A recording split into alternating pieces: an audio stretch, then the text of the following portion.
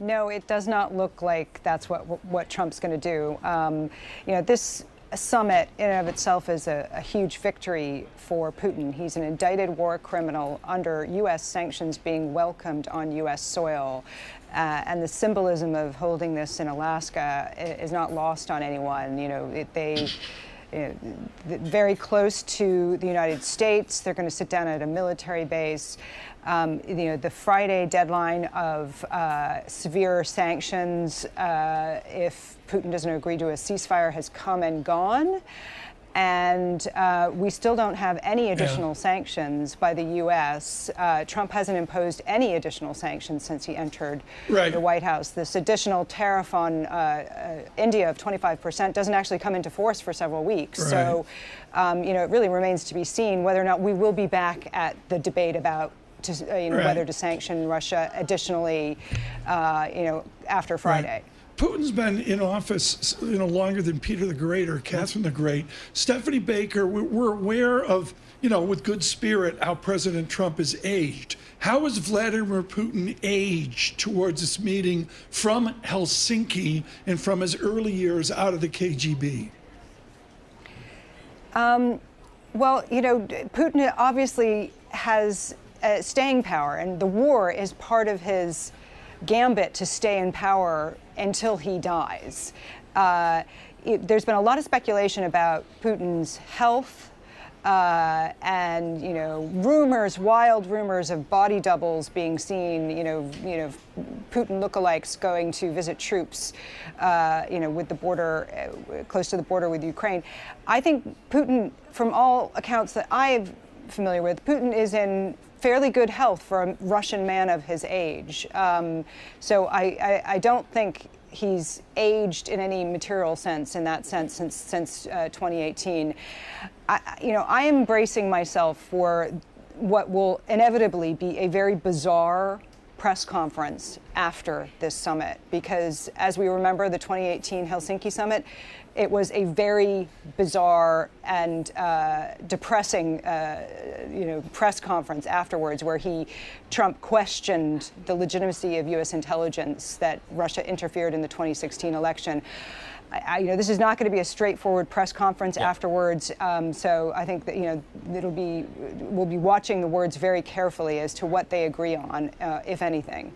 Stephanie, Vladimir Putin, does he have the support of the elites of Russia or the Russian people? Putin runs Russia with an iron fist, and there's no real room for dissent. The fear of being thrown into prison for even the slightest offense is extremely high. So I think the elites would love to see a deal here. They want the sanctions lifted because for all the talk and the bravado of Putin that Russia's doing just fine under the sanctions, in reality, the Russian economy is in a real bind right now. The economy is slowing, inflation is high at almost 10%, it's high interest rates. The banking sector, as we have reported, is worried about rising bad loans. And I think that the elite is really counting on sanctions relief. So they want him to do some kind of a deal. Of course, he's got their support, because if any of these oligarchs go against him, they will have their assets taken and they will be thrown in jail. At the very least. To the market opening here, we're thrilled to bring you from Queen Victoria Street, Stephanie Baker. The book is Punishing Putin. It's definitive. She is most up to speed on the economic and political consequences of Russia as we go to this summit. Our Anne-Marie Horton will be in Anchorage. Paul? Stephanie, are there any reasonable expectations for this meeting between Mr. Trump and Mr. Putin? Can anything of materiality get done, do you think? I'm quite skeptical because, usually with these big U.S.-Russia summits, they are months of preparations ahead of time. There's some kind of an agreement that is, worked out ahead of time, and that the leaders come to just kind of seal the deal and sign it. This time, Trump has billed it as a kind of feel-out summit, which is a very bizarre way of going into the first U.S. summit in 4 years and the first time Putin has been welcomed on U.S. soil since 2007. So he doesn't have a lot of Russia expertise at his side because they fired so many people from the State Department, and they don't have the kind of Russia expertise in the National Security Council either. So the idea that he's going to go into a meeting with Putin and come out with some sort of detailed land swap is really unrealistic. I think at best they will come out and say they're going to kick this to working level groups, and it will continue to drag out, which is in Putin's interest because actually Russian troops are gaining territory slowly, and it's a grind at huge, enormous costs. But Putin's goals here have not changed fundamentally. He does not want Ukraine to be part of NATO. He wants caps on Ukrainian military. And his central demand is that he wants the remainder of Donetsk that Russian forces do not control on the ground. And that is a non-starter for Ukraine because that's where they have their strongest defenses protecting other Ukrainian territory. If that goes, then that leaves Ukraine very vulnerable for additional Russian attacks towards Kharkiv and other areas. Stephanie, what role, if any, will President Zelensky play on Friday?